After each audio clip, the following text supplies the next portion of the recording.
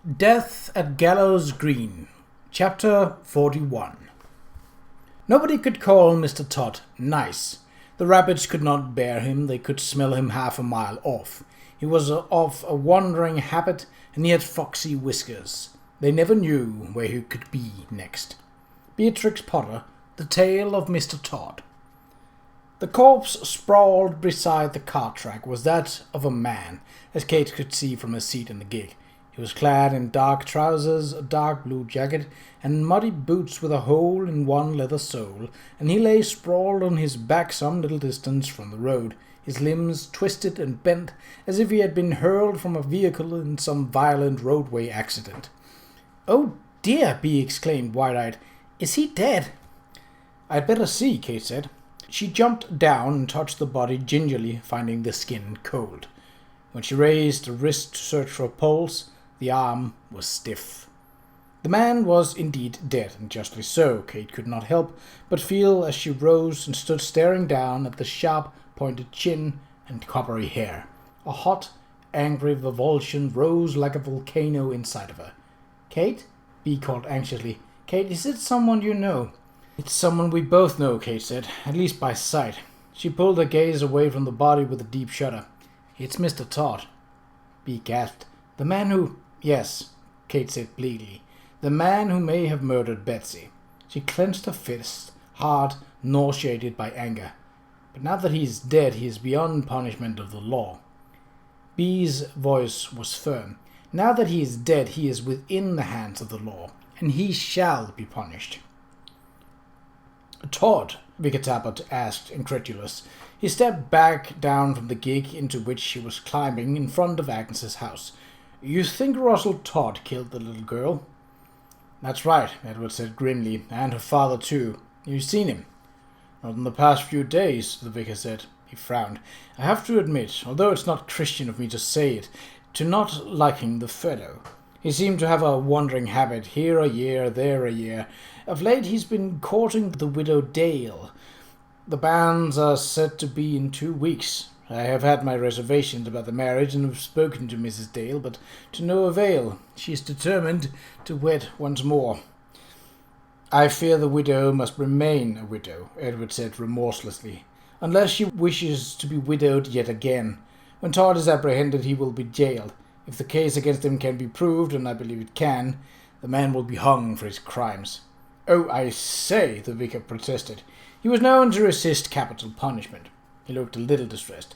"Still," he muttered, "to kill a child and an officer of the law, such things cannot be tolerated in a society that is governed by law." "I will go to see Mary Dale," Edward said, "and ask her if she knows where Todd might be." He paused, thinking how women had to bear the burden over and over of such awful losses. Mary Dale's first husband, Will Drummond, had fallen on a hay fork and had been carried home on a barn door, dead. She had nursed her second husband, George Dale, through a cancer to lose him 2 years ago on Christmas Eve. "Will you come with me?" he added, thinking that it might be easier to face a woman with the vicar at his elbow. The vicar sighed and stepped back into his gig. "Of course," he said. Constable! Constable!" The boy was thin and freckled-faced and completely out of breath. "Come quick! There's somebody dead down by the damn gasworks." Edward started. "Dead?" he exclaimed, thinking of Betsy. "A little girl?" "Not a little girl," the boy said. "A man. Miss Ardley found him. She gave me a shilling to come for you." "Miss Ardley?" Edward and the vicar exclaimed in unison. "Yes," the boy said. "Hurry!" "Who's the dead man?" Edward asked. "Do you know him?" The boy shook his head. "Not me," he said, "but the miss knows him. Said to tell you he's the one you've been looking for." "Todd!" Edward roared, thunderstruck. "Not Todd!" "That's him," the boy replied, now hopping on both feet. "That's who he said. Mr. Todd with red whiskers and a pointed chin. Come on!" And he raced off out the door. Edward followed swiftly after, leaving the vicar sighing to himself, thinking of what he would have to say to the widow Doyle. Charles received the message as he was shrugging into his coat in the back hallway of Marston Manor on his way to collect the horse that the Marston stablemaster had saddled for him. He was about to leave for Manningtree to learn from P.C. Bradley whether Todd had been apprehended at Wivenhoe last night. It had been damned frustrating for him and Ned to wait all night in the shrubbery outside of Ned's cottage, shivering in the damp air, listening to the wispy hoot of an owl, and not even catch a glimpse of the wretched fellow. They would have done as well to sit in the warmth and raucous conviviality of the flag. At least there they would have been dry, and not as thirsty. Lawrence approached. "From the constable, sir," he said, handing over the folded piece of paper. He cleared his throat and glanced over his shoulder, as if to ensure that he was not overheard. "If you don't mind me asking, Sir Charles," he said in a low voice, "I was wondering what word you had with the lady." "What lady?" Charles asked, inattentive. He unfolded the paper. "With Miss Audley," Lawrence said. "About the, He coloured deeply. "You know." "Oh, quite," Charles said, remembering. "About Amelia." Lawrence nodded eagerly. "Indeed, Sir Charles. Amelia." "I must confess, Lawrence, that the pressure of events that drove the matter right out of my mind. I have not yet spoken to Miss Audley of it, but I shall. Rely on it."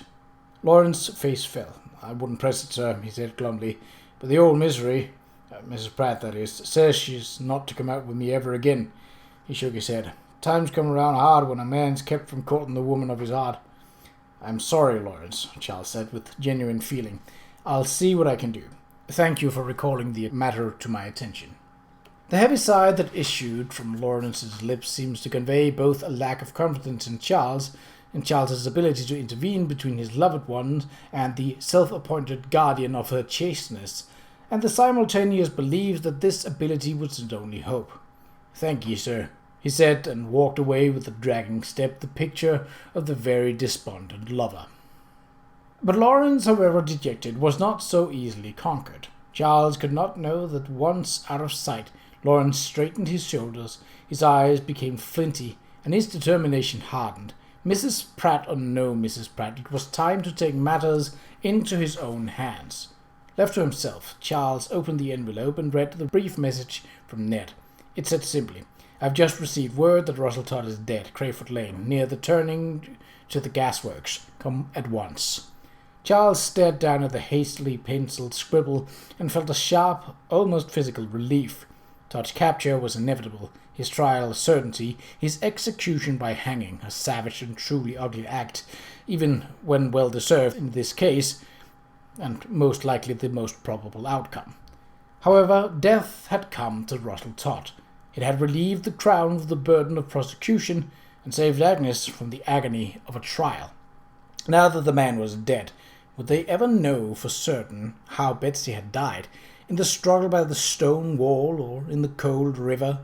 He thought of the little girl and was almost overwhelmed with sadness, not only for her but also for her grieving mother. If this question were not answered, its long shadow would darken Agnes's heart lightly for the rest of her life.